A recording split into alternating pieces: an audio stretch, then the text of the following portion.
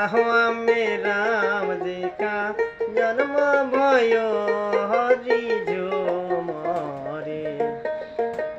कहवा में राम जी का जन्म भयो हरि झूमरे। अब कहवा में बाजेला बजाए के लब हरि झूमरे। अब कहवा में बाजेला बजाए के लब हरि झूमरे।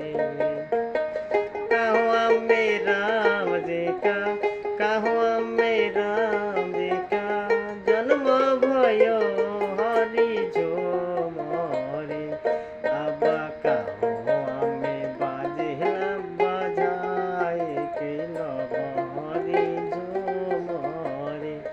अब कहवा में बाजेला बजाए के लब हरि झूमरे।